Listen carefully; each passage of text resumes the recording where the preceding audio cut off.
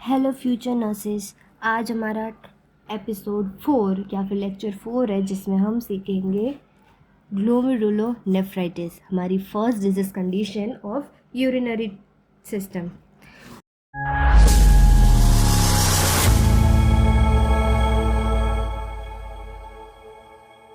Glomerulonephritis का मतलब क्या होता है? तो ग्लोमेरुलोनेफ्राइटिस का मतलब होता है इन्फ्लामेशन। अब नाम पे से ही पता चल रहा होगा कि इन्फ्लामेशन कहाँ पे है। तो इन्फ्लामेशन है ग्लोमेरुलाई में, या फिर आप ऐसा भी बोल सकते हो ग्लोमेरुलस। अब इन्फ्लामेशन तो हो गया ग्लोमेरुलस में, तो चलिए पहले जानते हैं कि क्यों हुआ है, यानी कि इटियोलॉजी, या फिर हम ऐसे भी बोल सकते हैं कि कॉजेस। अब जो इन्फ्लामेशन है वो हम मोस्टली यही देखते हैं कि इन्फ्लामेशन जो है वो इन्फेक्शियस कॉजेस की वजह से होता है, जिसमें फर्स्ट है पोस्ट स्ट्रेप्टोकोकल। बैक्टीरिया का नाम है पोस्ट स्ट्रेप्टोकोकल ग्लोमेरुलाइस।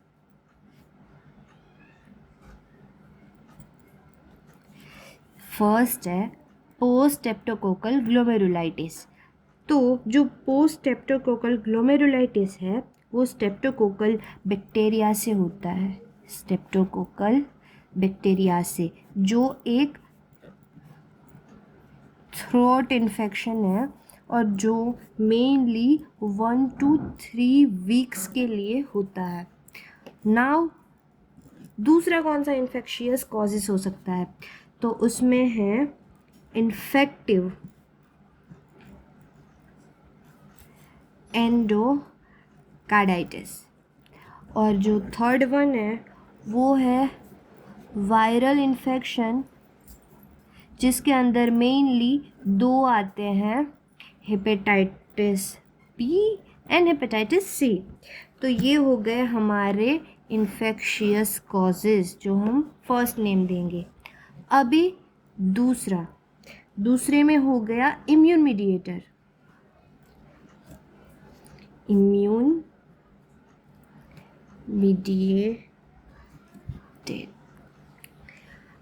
मीडिएट के अंदर आएगा गुड पास्चर सिंड्रोम।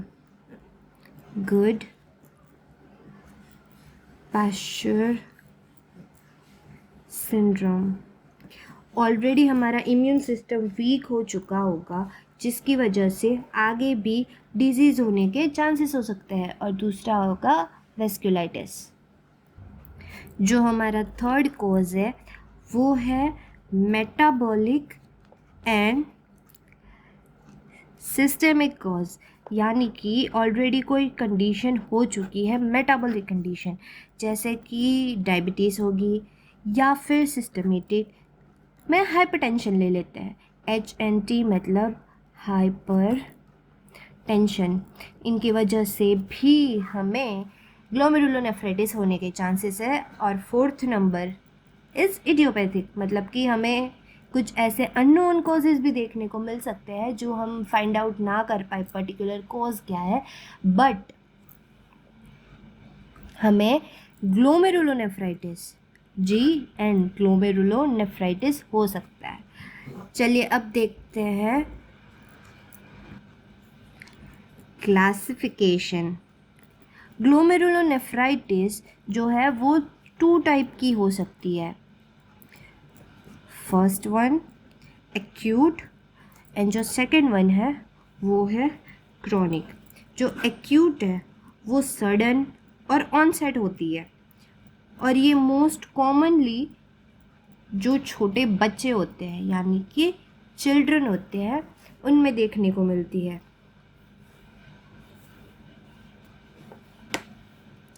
और जो क्रोनिक होती है वो स्लो होती है, जो एडल्ट्स को इफ़ेक्ट करती है, जो इरिवर्सिबल होती है। और जो क्रोनिक ग्लोमेरुलोनेफ्राइटिस होता है वो लीड करता है रीनल फेलियर में। अब हम देखेंगे पैथोफिजियोलॉजी। जो इन्फेक्शन है या फिर जो इम्यून ट्रिगर है, हमने देखा कि इम्यून सिस्टम की वजह से भी या इम्यून सिस्टम के जो डिसऑर्डर है उनकी वजह से भी ग्लोमेरुलोनेफ्राइटिस हो सकते हैं। जो इन्फेक्शन है उसमें जो इम्यून ट्रिगर्स है वो क्या करेंगे, वो antigen and antibody. Please remember the short form I write because it's too long for me to write whole like sentence where I was। Antigen and antibody जो है वो मिलके एंटीजन एंटीबॉडी कॉम्प्लेक्स बनाएंगे, और ये जो कॉम्प्लेक्स है वो फॉर्म करेगा और डिपॉजिट्स करेगा ग्लोमेरुलस की जो मेम्ब्रेन है उसे। अब मेम्ब्रेन में डिपॉजिट तो हो गई, अब क्या होगा, तो हमें इन्फ्लामेशन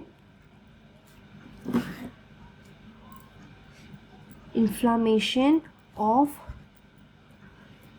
ग्लोमेरुलर कैपिलरी देखने को मिलेगी।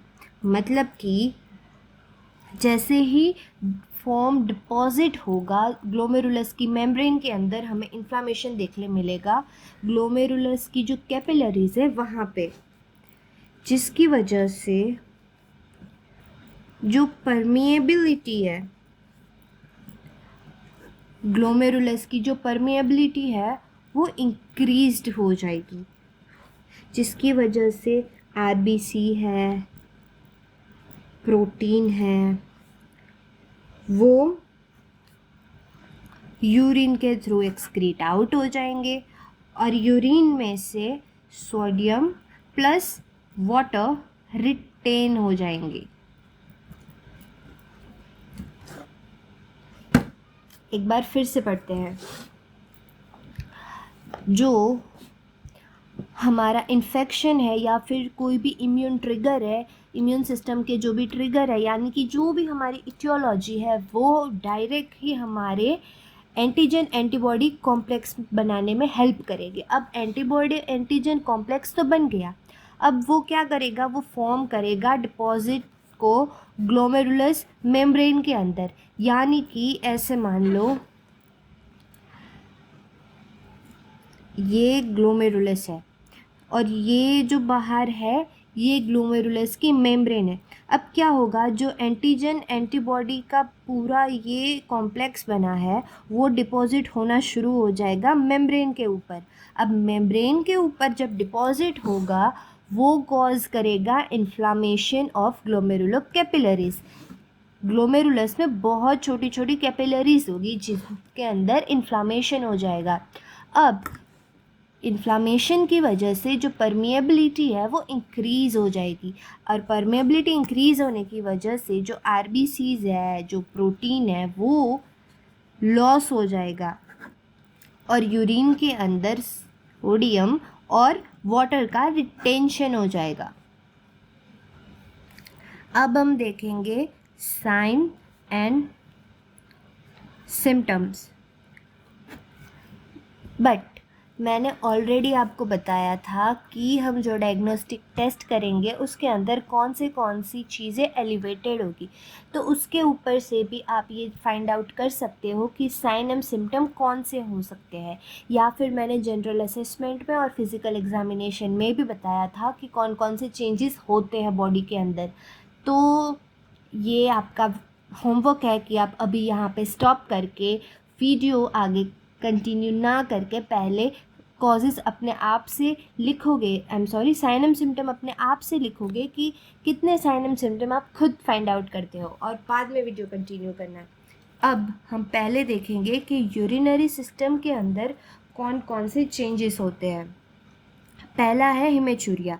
हिमेचूरिया का मतलब मैंने ऑलरेडी बता दिया है, मैं नहीं बताऊंगी। फिर होगा प्रोटीनूरिया, इसका भी मतलब मैंने बता दिया है, मैं नहीं बताऊंगी।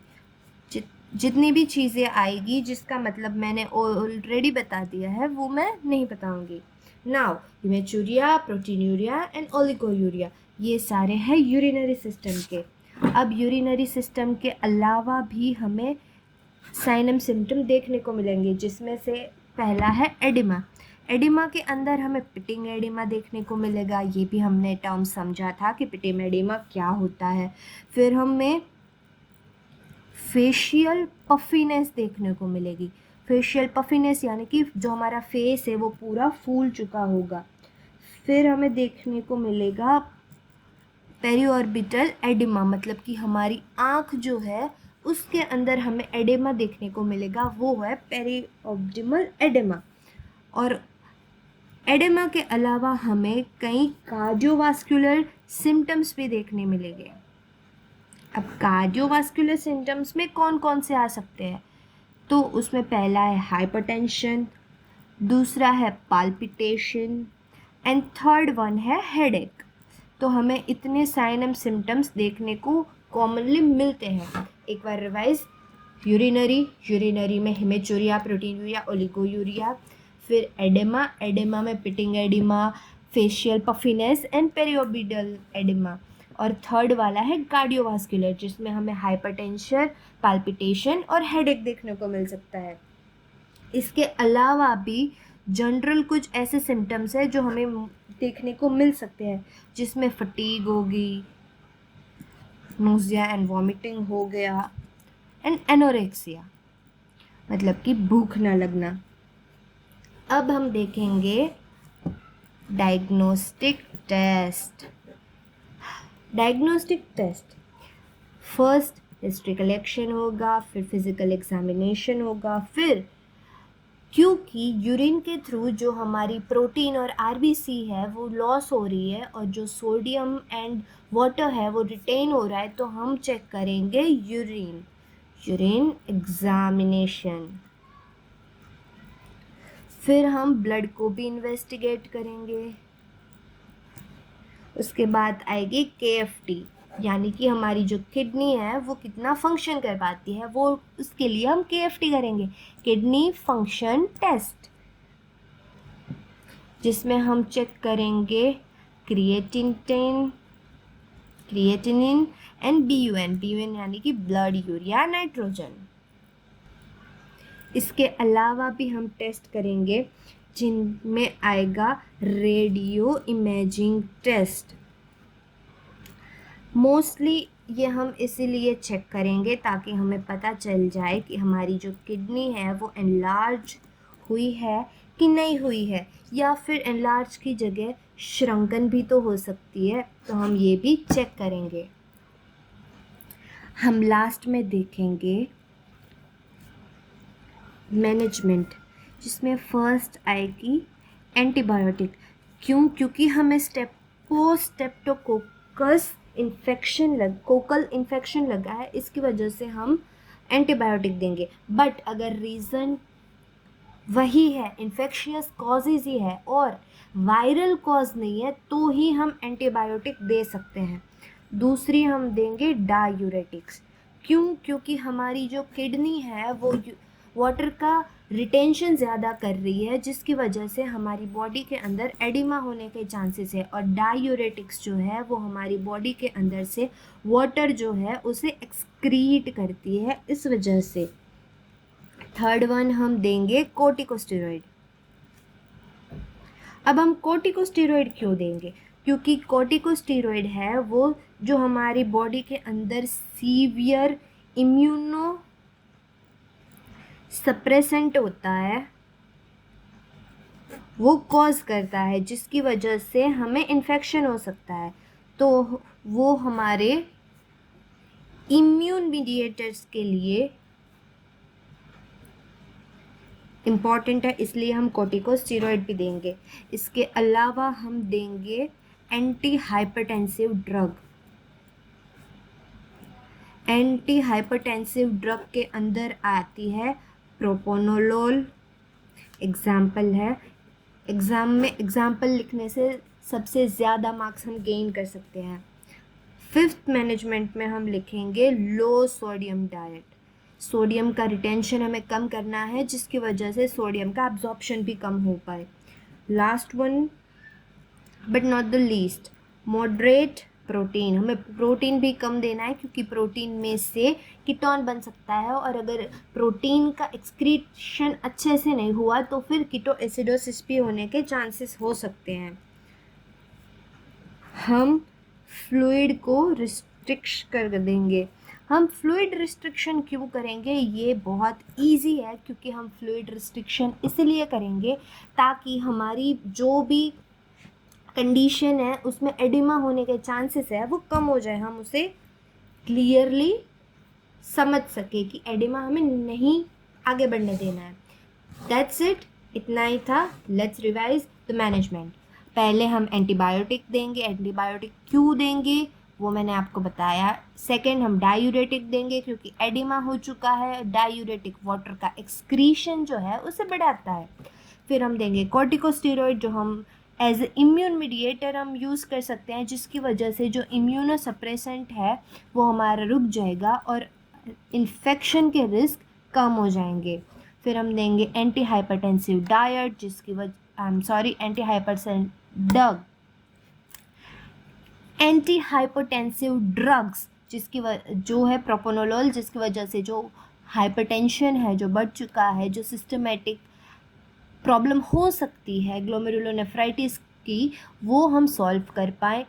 फिर हम low sodium diet, moderate protein and fluid restriction रखेंगे। ये सब हमें एज अ डाइट या फिर मॉडिफिकेबल मैनेजमेंट में राइट डाउन कर सकते हैं, और ये हम फार्मेकोलॉजिकल मैनेजमेंट में राइट डाउन कर सकते हैं। Thank you for watching, and if you want कि मैं आगे कोई ऐसी डिसीज़ कंडीशन लाऊं जो आपको प्राइवेटली पसंद है या फिर आपको क्लियर करनी है, तो मुझे कमेंट कर सकते हो। ये वीडियो देखने के लिए थैंक यू, और हम नेक्स्ट सीखेंगे nephrotic syndrome in 5th lecture. Please do subscribe, like and share my channel.